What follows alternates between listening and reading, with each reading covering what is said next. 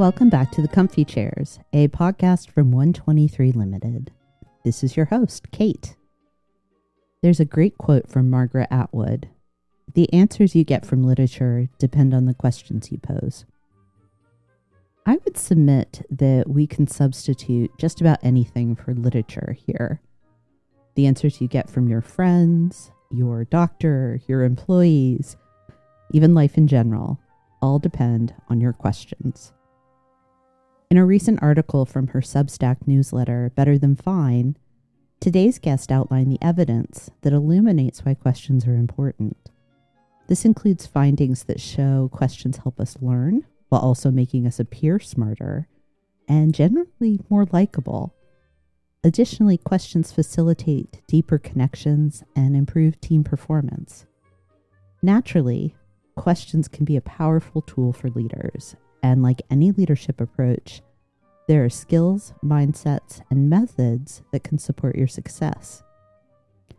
Amber Johnson is a consultant who helps leaders achieve uncommon insight. Insight, vision, and clarity are all necessary characteristics for leadership success. As Amber puts it, good leaders aren't the people with the right answers. They are the people with the right questions.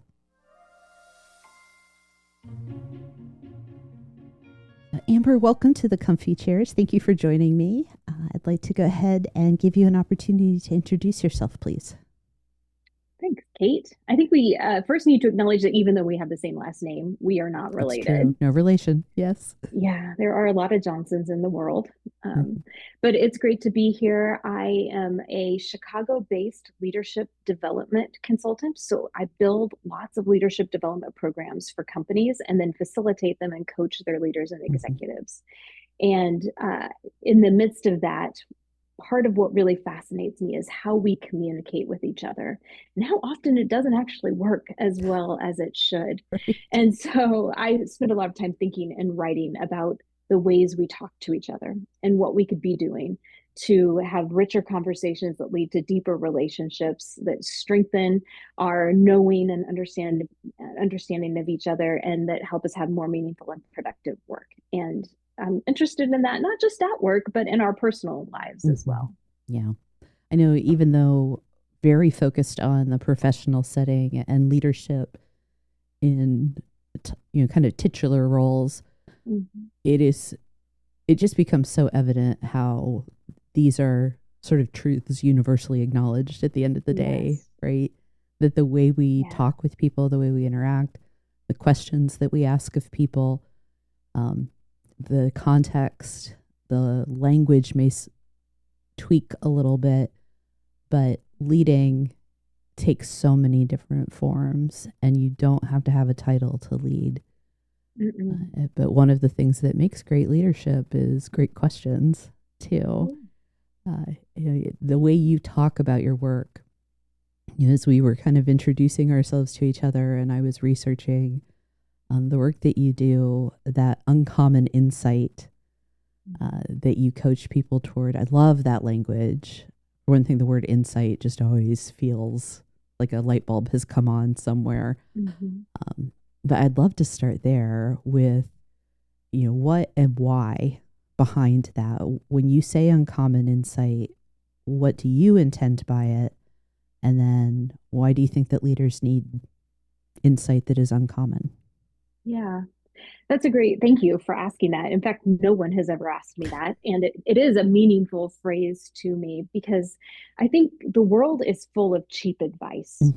And what we've got to get to, and this is what good conversation can do and good coaching and good consulting as well, is can help us look beyond the obvious to make connections where they need to exist. And I think a lot of times we come into work as a consultant, for example, people bring me in because we've got a problem and they start with all of their problems. And then we start diagnosing and getting what's the real root cause of the problem? How do we fix it? And there is a game of whack-a-mole with our problems. As soon as you bop one down, another one pops up elsewhere. It's just this game of whack-a-mole. And I think uncommon insights happen when you step away from the problems for a few minutes and you actually have a conversation with yourself and with others about what do we really want. Yes. Not what is the problem, but what does the future look like that we want to be a part of? And then we can begin to think creatively. And so that's often where the work of Uncommon Insight comes from. And then it, comes from other places as well, of working to prevent silos and finger pointing, and actually getting the whole brain power working together on something instead of in these little silos of experience. And then once we can do that, we can think creatively across job functions and even outside of our own industry. How can we bring insights from external sources into our current work? So it leads to there, but it all really starts with saying, let's stop the game of whack-a-mole with our Mm-hmm. problems and have a deep conversation about what we want. Yeah. What is the future we want? I love that, because as you were talking, I'm thinking it's not the problem. It's what is, you do need to discuss what is preventing me from getting what I want. But if you can't clearly articulate what I want is this thing, then you're just going to be stumbling around indefinitely. This isn't one of the prepared questions I sent to you, but it popped into my head. I think that type of diagnostic, when we're starting out, questions are so important, but you have to get to a point where now we are done with questions and we move to answers and action. Mm-hmm. I know the actual answer will always be, it depends, right? We're consultants. That's always the answer. It depends. Mm-hmm. But when you think about balancing between the great questions and the great answers, where do you see there being the point where we need to pivot from one to the other? I think this is where self-reflection and self-knowing is so important. Because I think there are some of us, and this is probably me, who I can never have enough information. If there's one stone unturned, I've got to keep going until I turn that stone over and consider that possibility. And I need to be told, act when you have 80% of the information you need. Just make a choice at 80%. And then there are other people who are like, well, I've got one idea, let's go for it. And they don't spend enough time asking questions and thinking about, bringing information together. They're too impulsive. And so there's people like me who have a hard time stopping the research and making a decision, and then other people who act impulsively. You have to know yourself, know who you are. And on that, it depends is your answer of where do we stop asking questions and start moving towards solutions. Yeah. I think there's a big opportunity too for leaders to actively engage their employees in that process too. So again, not a prepared question, but actually I'm going to stop myself now, because I think I'll be able to ask this more logically in a little bit. So back to prepared questions then. Okay. What distinguishes a great question from a not so great or even an okay question? Yeah. I think there are two table stakes that have to be true for a great question to exist. And then from there, it depends, to go back to our earlier expression. Yeah. So the first two table stakes are, first, a great question has to be asked with positive regard. So what I mean by that is asking a question with negative regard is asking a gotcha question. Okay. Asking a question I know the answer to, and I'm just trying to point out how smart I am and get you to agree with me. It's asking a question framed in the negative, like, what were you thinking? That's a negative question. So when we ask it in positive regard, it's not just removing the negative, it's actually asking it with genuine curiosity. That's the first table stakes of a great question. And the second is, and you've probably heard of open questions as opposed to closed questions. So obviously, a great question is almost always an open question.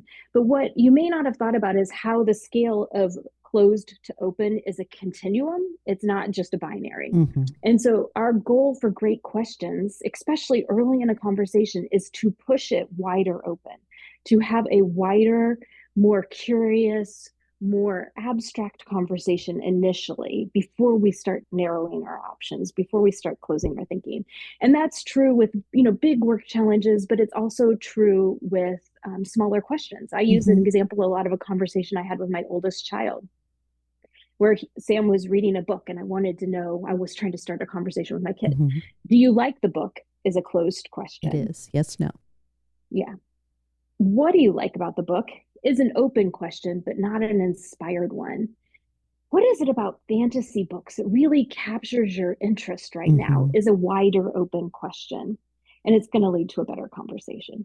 So we want to great questions have positive regard and are wide open. And then from there, we've got a lot of room to swim around and I can offer some tips, but starting with those two things, make sure you're asking it with authentic curiosity, positive regard, and that you pushed it as open as you can. Love that. What are the skills of discernment of narrowing those questions that you think Mm, leaders need to develop? yeah. I think emotional intelligence is Hmm. so vital to leadership. I mean, and I would summarize it as read the room. Just read the room all the time. And so one of the real skills that I work on with my clients is what I call naming the dynamic. And it's not just a lot of people use this phrase to name the dynamic. Hmm. So often we make an assumption about what people are feeling, or we know we're feeling hesitancy around something. And then either we're tempted to ignore it, or we take the rip the bandage off approach and just sort of dive in head first without being thoughtful.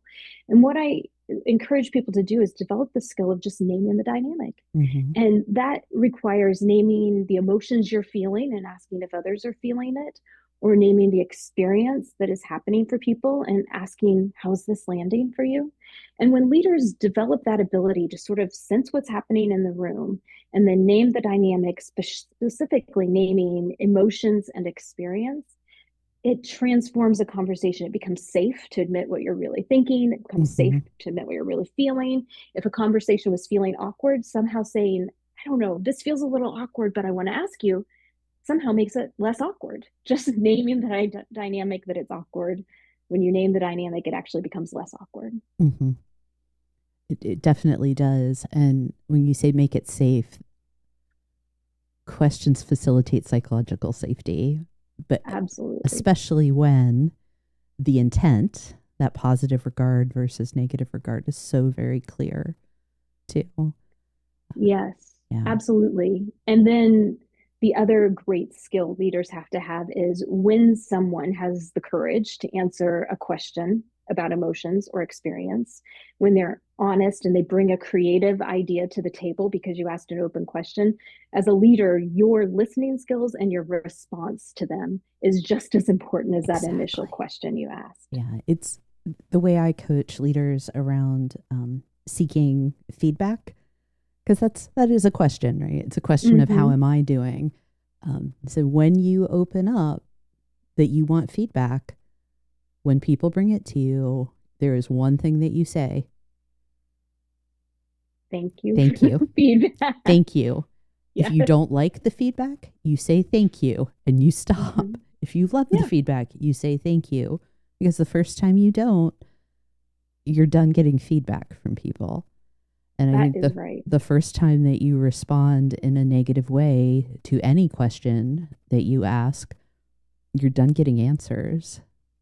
You completely are. Yeah, I there's one company I've worked with repeatedly over the years, and have gone through a cultural transformation. But a previous executive would routinely tell people when they bring ideas, "I'm not paying you to be a thinker. I'm paying you to be a doer." Oh dear. And then they bring me in because they want to know why haven't we innovated? Why haven't we had any new products in a decade? And then we get to the bottom of this conversation and it's like ding, ding, ding, ding, Because of ding. that. That's why, because people were telling me again and again and again, every time I raised an idea, I was told, I'm here to be a doer, not a thinker. Hmm. It was completely unsafe to raise Oh your gosh. ideas there. That just Completely unsafe. that makes my stomach churn. It makes my heart ache. It makes my Mm-hmm. everything feel bad. Right? In this day and age, any leader that says that, uh, uh, And the challenge is, I think of myself as a pretty kind, gentle person, not abrasive. But, and this is an expression I try to get senior executives to really own, a cat is a lion to a mouse. hmm, You may not even realize the way your voice comes across as the yeah, voice of authority and power in a conversation. You may have no idea how intimidating you are. yeah, three layers down, two layers down, even one layer down, because to yourself, you just feel like a cat. Yeah. And you're actually coming across as a lion to these people who don't know they're safe to talk to you. Yeah. I was very fortunate. I mean, it took me a long time to actually adopt this feedback, but very early in my career, a peer gave me feedback about tone, and because I'm not as soft and gentle as you come across.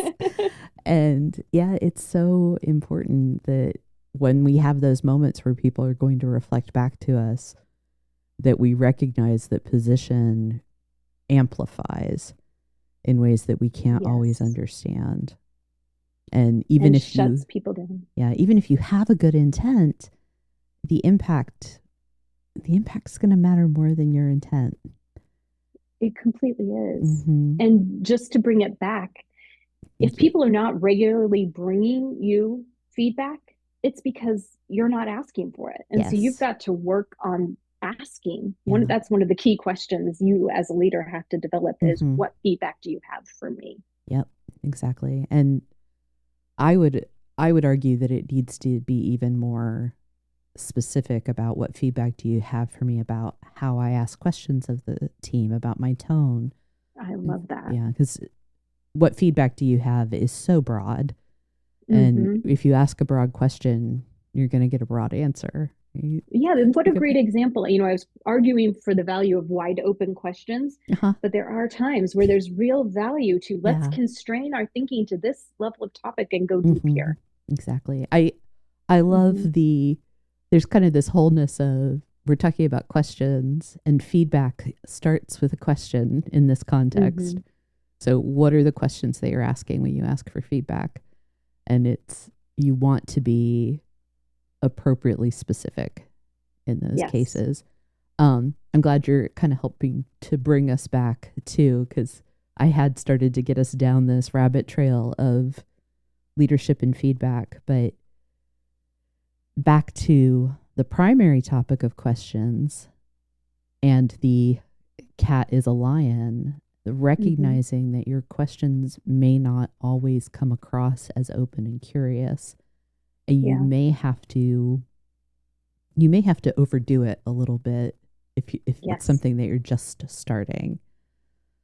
Um, in the introduction, I talked about how there are skills, mindsets, and methods associated with being a good questioner, and we've started a little bit, but I'd really like to do a deeper dive into what those are and how leaders can discover, practice, and ultimately excel at those skills and mindsets. Yeah. I have my own little short list, but you're the Ooh. question lady. So I would love to hear from you beyond what we've already talked about with emotional intelligence, etc. What are those skills that you think people have to be great at questions? Yeah. There's so many. I'm I going to know, make right? sure we come back to your list. Let me start with just how we know when our questions aren't serving us, how we know when we Mm, ought to be asking better. And I have an acronym for it. I say you know you need a better question when your conversation is in the ruts, ruts, ruts. yes. So first, the first R is routine. When this is, we have the same conversation all the time. Our Monday morning staff meeting looks the same way every time, and then we get to Tuesday and we realize there are important things that should have been discussed and decided together, but the agenda's shape doesn't let us do that. That's a routine. Or maybe you and your husband or partner every Saturday night can't figure out what you want to do. And so you have the same conversation every Saturday night or what's for dinner. Those are routine conversations. You need to come up with a better question. The U in ruts is uncertain. We are just uncertain about what to do, where to go. We don't know what the answers are. We can't predict the future. We don't know how policies are going to shake out in the new administration or what the work from home policy change is going to require for us. Anytime you feel a real level of uncertainty, it's a time for to be more focused on improving your questions. And then the T is tense.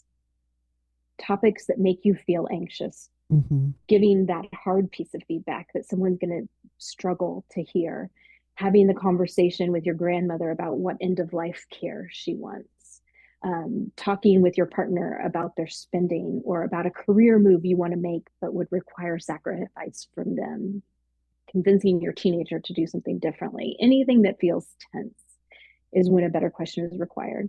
And the final one is just super significant. Anything that feels super significant. This is a big choice for our family. This change in business model would shift the way we work. Anytime it's a super significant topic, that's when you need better questions too. So the first thing you can do as a leader is know, okay, this everything's going well. We're not dealing with routine, uncertainty, tension, or super significance. Probably the questions I have are fine. I don't have to put my energy there. And then look for the conversations in your life that are in the ruts and invest time there. It's part of that reading the room, that sense of awareness and vibe of not just how you, but how your team, your colleagues are feeling about things. So that's the first one. What I love about ruts is that marriage of awareness of yourself and environment and the necessity that it demands to be engaging other people. Yes. It's conversation. Yeah. But even beyond that, are you uncertain about this? I know, totally a closed-ended question, but even that, getting that yes, no from people of, does this feel tense to you? Do you think this is significant for us? Is this become routine? Understanding from other people, engaging them in not just, I'm not getting the answers I want, but the circumstances that may require changing your questions. I know you have an article where you address that. I'll make certain to link it. Thank you. Because when you mentioned it, I'm like, oh, I read that. This shouldn't be a surprise. Yeah. So what else? What other? Yeah. So once you know, okay, I need to put more time into a question here, I love thinking about how to shift the perspective in the conversation. And this is a trick you can use in the middle of a conversation. We've all had those meetings. Oh my goodness, I've been in them this week, where you just feel like we are going in circles. Nobody knows how to make this decision. We don't know if we have enough information. You feel very stuck. You feel very locked in. And yet, as a group, you need to move yourself to a different place. And so there are just different skills or different ways of framing a question that ask you to shift perspective. So one of the greatest examples of this came from a colleague of mine who is a very high level executive coach. And during the pandemic, she had so many clients who were overwhelmed because they couldn't predict the next week. What is the next week going to look like? If you think back to those early days of the pandemic, we just had absolutely no predictability. And they were so locked in this uncertainty and the lack of clarity that they had no idea how to make business decisions. And their anxiety was heightened. And she would, in coaching conversations with them, say, okay, I want you to tell me about 20 years from now. And they could talk about 20 years from now. And that the act of shifting the short term to the long term gave them some breathing room. And then they could come back and say, okay, maintain that kind of spirit in our company that we want in 20 years. All I have to do today is. And that's a very simple choice. I mean, and anytime anxiety is rising, it often does help to change to the long-term perspective and then come back to the short term because it does put it in perspective. So that's one common shift. Another common shift is to think from, instead of thinking about individuals, think about a system. Or instead of thinking about a system, think about an individual. So I have a friend who runs a healthcare benefits company. And when he's coaching executives, HR executives through how to choose benefits plans, they will often get caught up on, but this won't meet this individual's specific need. And he has to help them rise up to the system level and figure out a plan that meets most people. But then, because he's a good and caring person, he brings it back down to, so what amendments can be made that do care for the individual? And so shifting between that short-term, long-term, individual system level is so helpful. I also think it's so helpful to shift from judger to learner. This is such a great, Marilee Adams' book does a tremendous job spelling this out. But it's such a great job of, it is so helpful to be able to shift from judge to learner. So if something happens, you learned that you are no longer going to work for this boss that you love. You have to go work for this other person that you don't know as well, and you feel a lot of anxiety around it. You're immediately caught in the judge position of, it's going to be terrible, I'm losing this relationship, it's going to change the way I work, and now I have to prove myself again. You move into this judge position. That feels terrible. When we can ask a question that helps you shift to a learner position, what's here for me in this new opportunity? How can I learn something new? How can I engage in a different way? How might it position me differently in the company? How might it benefit my career? How might it be good for me to get a little distance from this boss who's really kind of more of a friend and maybe not as serving me as well as she should as a result? Yeah. That shift from judge to learner can be so helpful.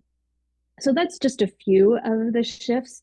But when you sort of make a pocket list of, here's common shifts I can help people make, then when you're in that meeting that's going in circles, as a leader, you can pause and say, wait a second, we need to stop thinking about tomorrow and spend it 20 minutes thinking about 2028. Mm-hmm. Then we'll come back to tomorrow.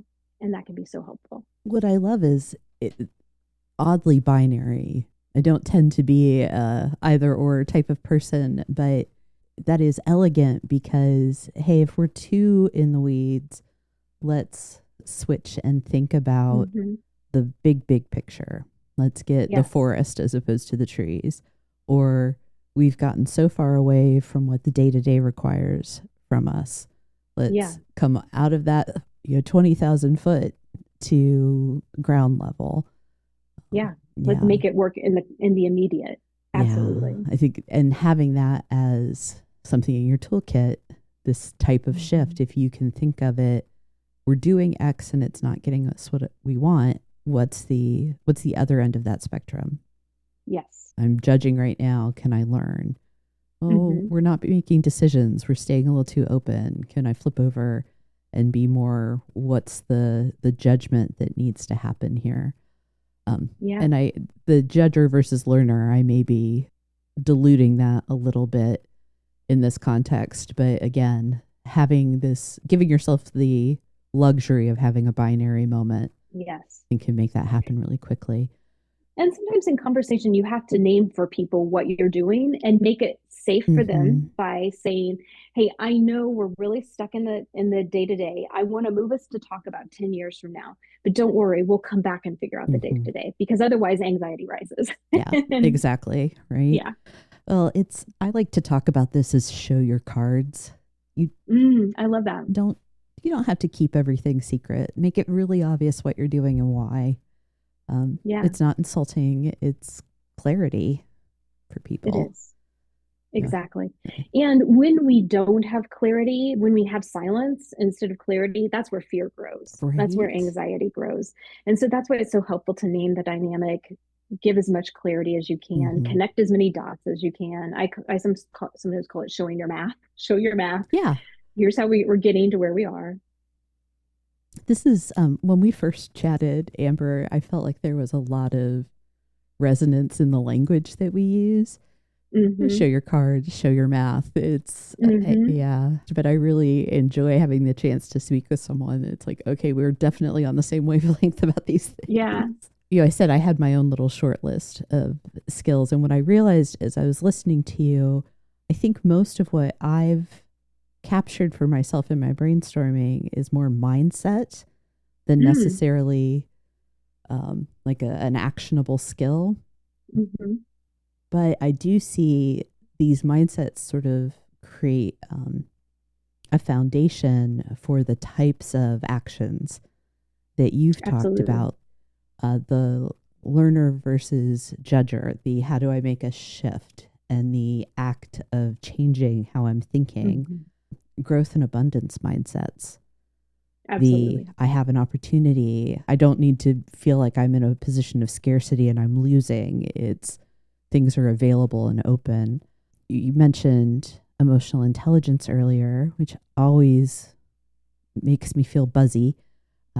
I think one of the very first mindsets, and I'll kind of clunkily name it a mindset, is humility. That leaders, questioners, we have to start with humility because Yes. a question is a way of telegraphing I don't know something, and that can Hmm. be very difficult for some leaders. Hmm. So, first Yeah. is I'm humble and I'm willing to acknowledge that I don't know everything. Absolutely. Yeah.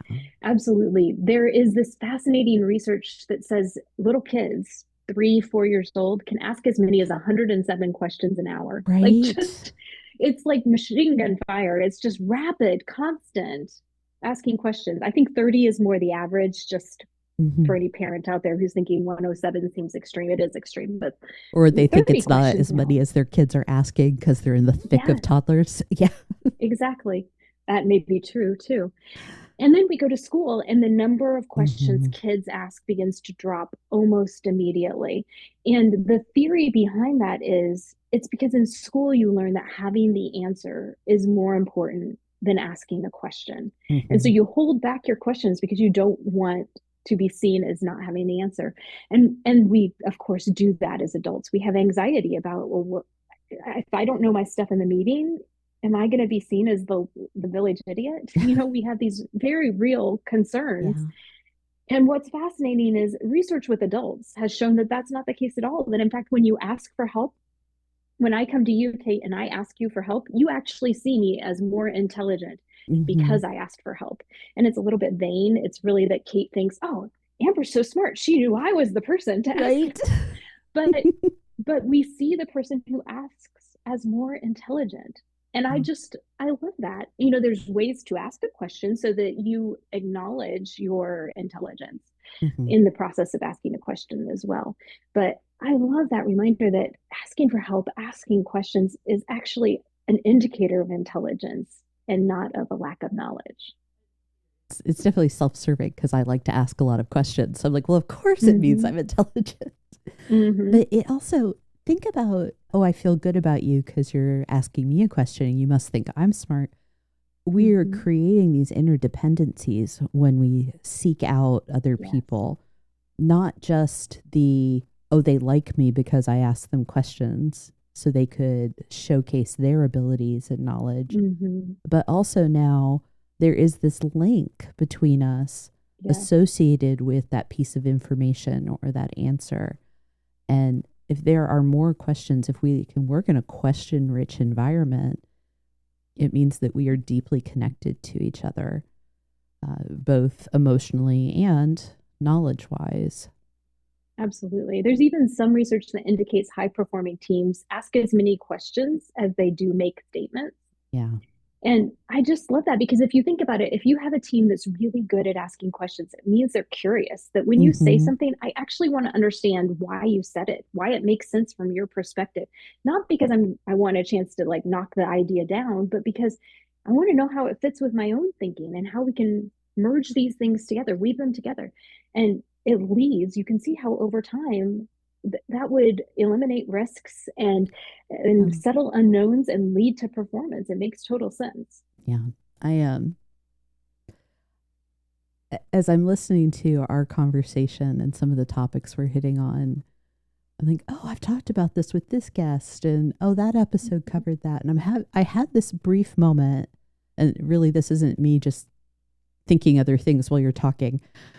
I had this brief You're moment. allowed to do that. I know. I just want to be clear. That's not what I'm doing to you, ma'am. But I had this brief moment of like, oh, I keep repeating the same themes: curiosity, humility, questions, Hmm. emotional intelligence. And then when I asked myself, is that a problem? Like, well, no, because these are the important things. Oh my goodness. We Yes. we have to keep talking about things like, are you humble? Are you creating safety? Are you curious and kind with Hmm. people? Because without those approaches that can really show up probably more than anywhere else in the questions we ask of our people, Hmm. without that leadership is just, it's bullying. Yes, So yeah. absolutely. And this is also the most transferable concept capacity you can develop for yourself. Mm-hmm. Because if you are someone who changes jobs regularly and you change industries, you're going to have to change your technical knowledge Mm-hmm. constantly or your industry knowledge constantly. But all of the stuff you learn about leadership and communications is going to go with you. It's going to carry with Mm-hmm. you. And that humility you bring into the situation, it's going to carry with you no matter where you're at. And you're going to learn faster in your new context. You'll pick up those extra new skills faster Mm-hmm. than others because you come into it with that sort of mindset. People will want to support you and help you bridge the learning Yeah. curve. I think humility and curiosity, the natural outgrowth of those things is questions. Mm-hmm. And together, humility and curiosity can create some of the most effective leaders out there because you Mm-hmm. know that you don't know it all. You recognize you need a team and you are hungry to get the answers that your people need and to find the people that can do the work and answer the questions. Um, Yeah. yeah. And if I am the leader, but I accept that I don't have all the answers, then it means in seeking it from other people, I am teaching my team Mm-hmm. to be leaders as well, to bring their ideas forward, to be able to contribute and to question and let's work this out together. So you're actually developing leaders because of it. Yes. Beautiful transition to the question that I said. I think I can bring this up later. Earlier, when I started to go off the rails, uh, what are some of the ways that leaders can coach their own teams to become great question askers? Role Mm-hmm. modeling, obviously, but what else would you recommend?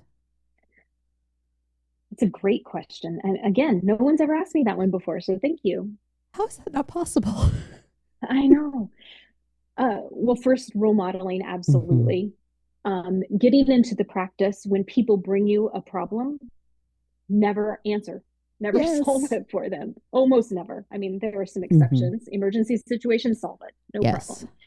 Um, but you should always say, "What do you think?" and let them come up with their own solutions. And even if the idea they present is half baked, then when you, as the leader, offer another explanation, you'll be connecting more dots. You'll be helping to grow their thinking and their understanding. It'll give you a very clear picture of where they are in their Mm-hmm. thinking and understanding as well, which is very useful information. Yeah. So one of them, and my expression for this is don't tell people, don't tell me it's raining, bring me an umbrella. So I tell the people that work with me that when you have a problem, don't just come and say, I have a problem. Bring your umbrella, bring your solution. And we Mm-hmm. may not go with the solution. We may want to brainstorm more. And yet, I want you to bring your own thinking, not just the problem, but your thinking around it so that we Yeah. can resolve together. Yeah, I think it could even be I recognize you may not have an umbrella available to you because you don't have the Mm-hmm. experience or it's an entirely new problem that we've never encountered. But even being able to say, here's the problem and I don't know what to do about it yet. Can we talk about it? Yes. Encouraging that again, rather than going Mm-hmm. straight to the solution.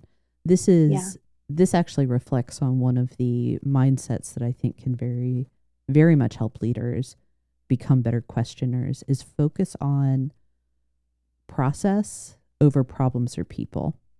Yes, And the very much. how is this happening as opposed to what happened, what went wrong, or who did what. Mm-hmm. I mentioned, no, was it? I'm getting myself a little confused because I also recorded another little standalone episode today. And I mentioned root cause analysis in Oh, that yeah. process of That wasn't asking. me. Yeah, no, it's not. I'm looking. The process of asking those 5 whys and Mm-hmm. really structured RCAs. It's never you should never be like, well, who did this? Why not? What's wrong? Mm-hmm. It is looking solely at process, and Yeah. that becomes so powerful because of how safe it can be. Instead of doing a witch Mm-hmm. hunt, you're focused on process to uncover the underlying problems, which may be human error or ill intent. That can Right. happen. But without the safety of right now, we're just looking at the process, Mm-hmm. you're not going to get to whatever the root is. you can bring me a problem, but have some thinking with it is a Yes. way to get to process over problem. Yeah. And that's a great example of positive regard in how you frame your Hmm. questions for them rather than implying you really screwed this up. Yes. You're implying the situation isn't working perfectly. Yeah. Let's discuss. Yeah. And even then, when it is human error, so often that human error is because they weren't trained properly, because Yes. we put too much on their plate, because I added pressure to you and Hmm.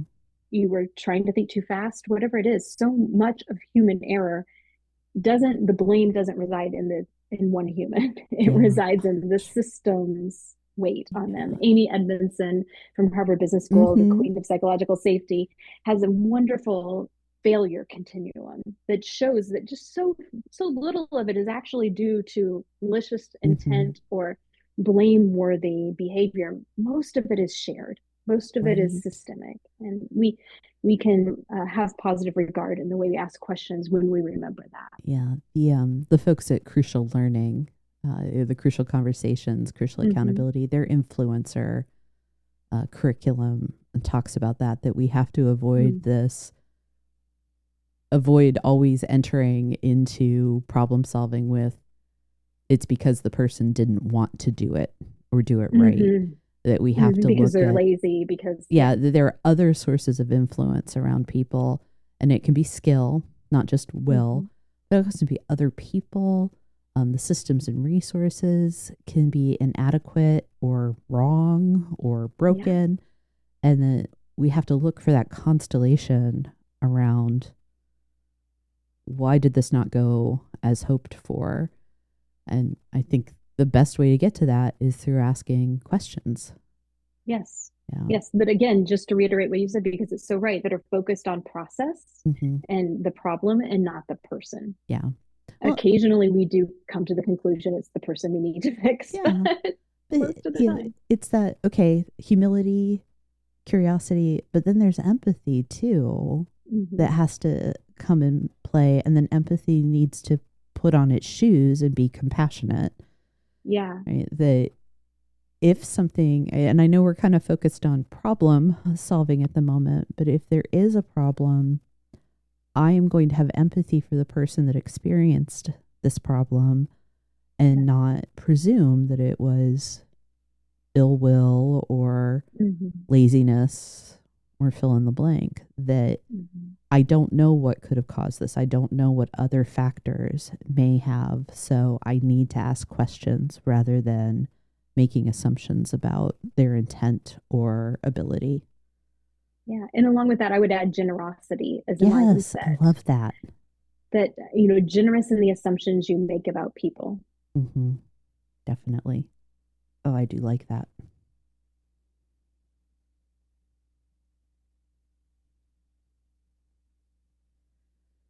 Another practice I think I want to make certain we talk about because I would love to hear your thoughts on it.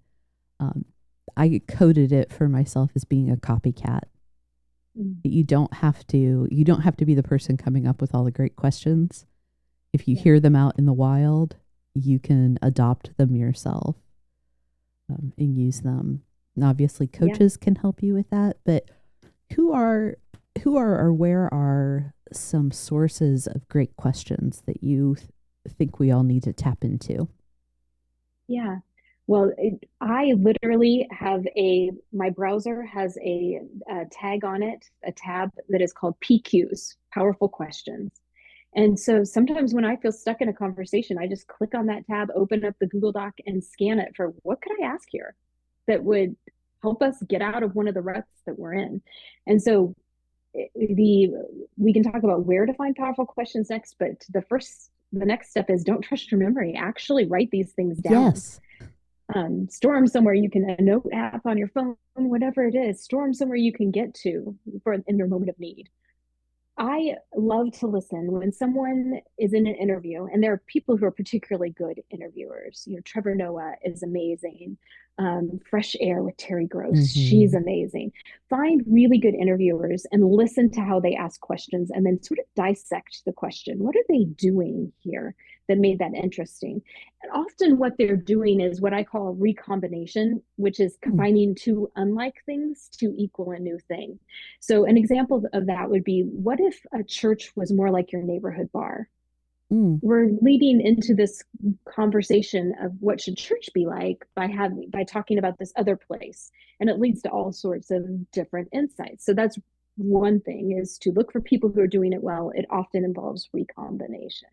Mm-hmm. I think another great source to study is anytime someone asks you a question and it hits you, it resonates, it makes you think, it shifts your perspective, it unlocks a possibility. Write that question down. The questions you couldn't answer, the questions you have to say, let me think about it. And then ask, what does this question do? What of it is transferable? And the final place I'll just mention is when you are listening to anything and someone says, that's a really good question, again, ask what that question did. What did that question do in the moment? Beyond that, I think hiring a professional leadership coach and listening to the questions they ask you, or listening to the questions your therapist asks you, isn't a bad idea either, because they're usually trying to probe beneath the surface. And so often we keep our questions at this surface level of who, what, when, where, and it's really why. And as you mentioned earlier, 5 whys, really deep. We have to go to get to that. The interviewers, that's a wonderful insight. That's uncommon insight, Amber. Immediately, I was thinking about some of the people that I think they ask great questions. That's a fabulous interviewer. And they're not quote unquote business people. Right? Sean Evans of Hot Ones.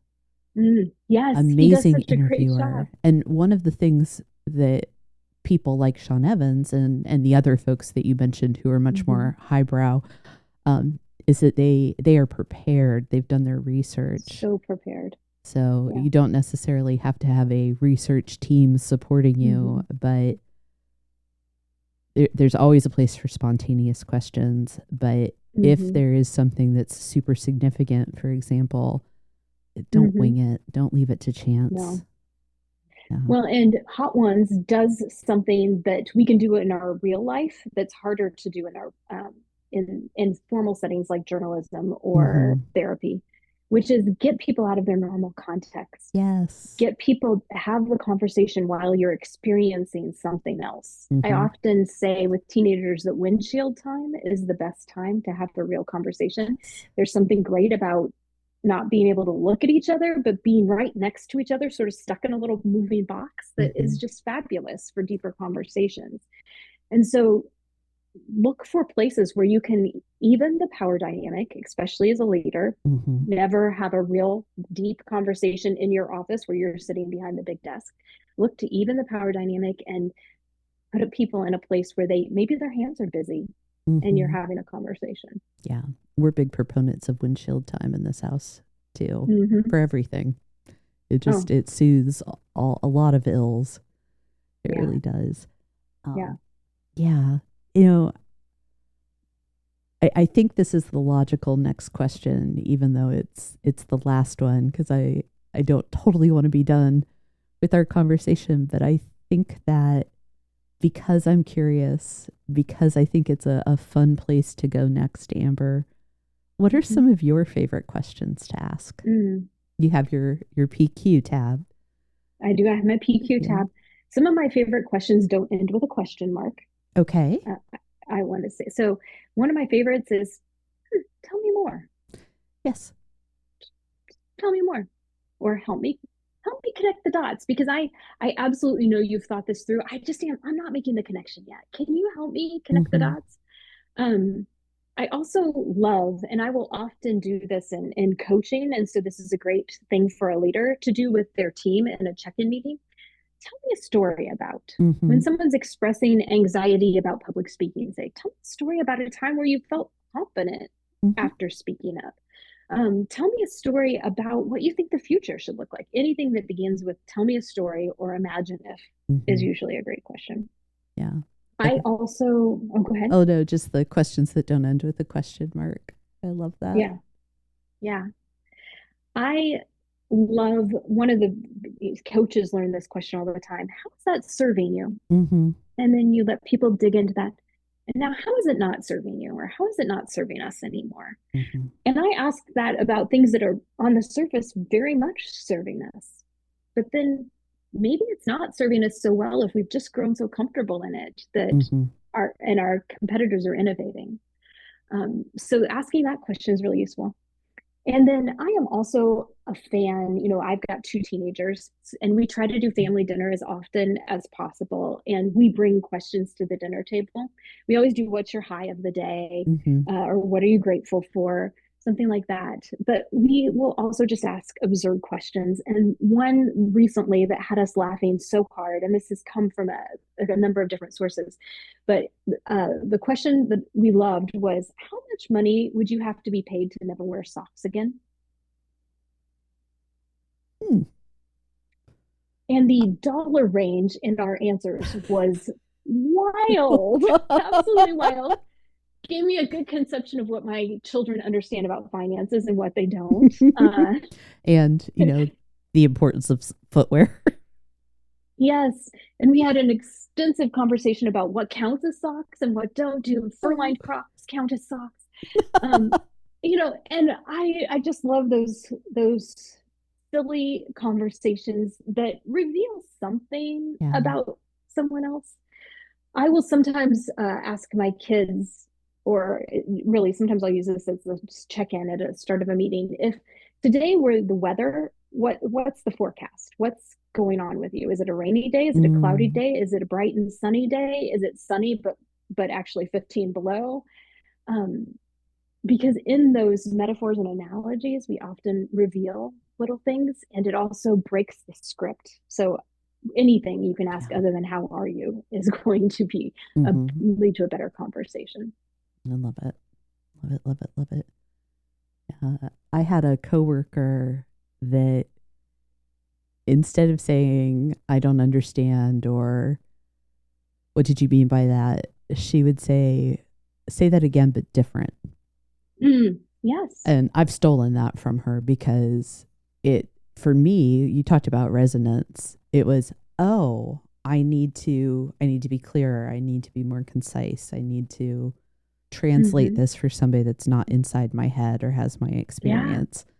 And then the ridiculous questions too.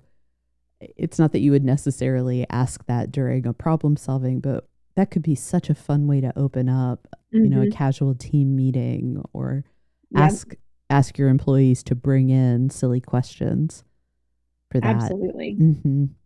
Yeah, I often start meetings with whip around questions like that. Mm-hmm. I don't want to give a whole lot of time to it, but it makes sure that everybody has a voice in the meeting there Yeah. from the beginning, that we have an experience that reminds us that we're human and we have lives outside of this.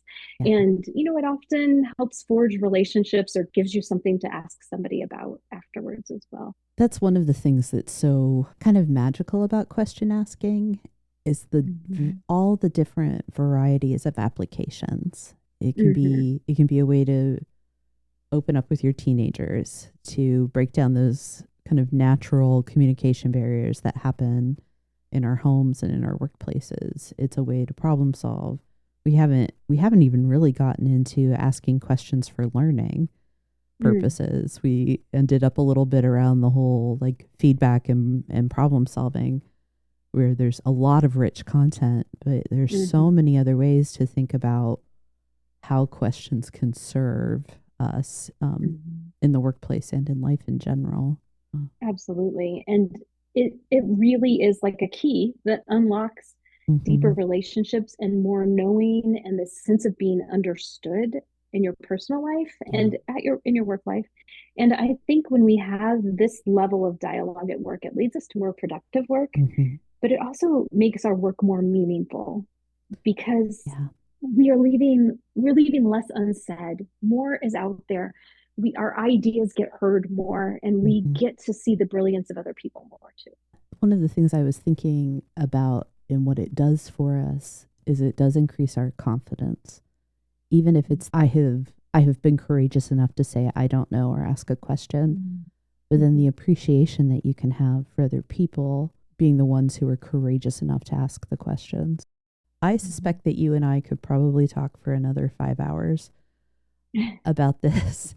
And I would love to even talk with you about the possibility of doing a part 2 where we do focus more on questions for learning. Absolutely. I feel like I don't want to miss that opportunity because there's so much good there. So much good there. I am so excited that there's somebody with your experience and passion focused on this aspect of how to lead better too, Amber. It's wonderful to know that there's somebody in the world doing this work. Well, thank you for that. The way you ask questions reminds me that I am not the only one who values this and who understands the connection that leadership is 99% communication. Yeah. And so we have to be very good at it. Yeah, we do. We definitely do. Personally, I think it starts with question asking. Absolutely. And that's why small children ask so many questions. We can look at that as a model for how our own growth should go, and that we don't ever want to lose that ability to ask the buckets and buckets of questions. Yeah, with humility and curiosity and generosity and empathy, as you said earlier. I love it all. All of it. It's wonderful. Thank you. Well, what other topics should we cover? Like, is there anything in our conversation today that if we don't touch on, you will be mad at me for the rest of our acquaintance? I don't think that's possible. I mean, I've only known you for a few weeks, but I don't think that's possible. And I would certainly ask you why if I was feeling. No, I think we've covered a tremendous amount of territory today. Yeah. Anything else I'd add on would just lead us into a whole other section. We can come back and do round 2. We'll do round 2 for that if you're amenable. So I have mentioned your Substack, Better Than Fine. Are there any other resources or any work that you have going on that you'd want to highlight? Sure. Yeah, my Substack, Better Than Fine, is really a great place. And just let me comment on the title. If I asked you, how are you? Statistically, you're going to tell me good, okay, fine. And my work is about helping us ask questions that get past those scripted responses and get into something that is better than fine. So that's where the name comes from. And a new resource available: when people subscribe, you get a free download that is 50 alternative questions to how are you. So that's a new resource available to anybody when you subscribe. Subscriptions are free. Plan for them always to be, because I think this is too important for us to put behind a paywall. And so folks should go check that out and ask these questions. And I've got them broken down to questions that are playful that you might want to ask your kids or your best friend over a glass of wine. And then, alternatives are really important and appropriate for any context you're in. That's awesome. Well, are there any last thoughts that you want to share? Any kind of big ideas, key takeaways to close us out? Folks, put real thought into your questions when you know you're in one of the ruts, when the relationship really matters to you. And then assume less, ask more, frame your questions thoughtfully, and listen actively, and you will have deeper, stronger relationships, better understanding, and more meaningful and productive work. Couldn't put it better myself. Thank you so much, Amber. This was great, Kate. Thank you for taking the time and the intelligence you bring to your work. Thank you. That means the world to me. I appreciate it. Thank you for joining me in the comfy chairs. If you're enjoying this podcast, don't forget to subscribe and share it with others who are passionate about leading and learning. And don't forget, if you have a question for our new Comfy HQ series, I'd love to hear it. Check out the link in the show notes to submit your question and be part of the conversation. Until next time.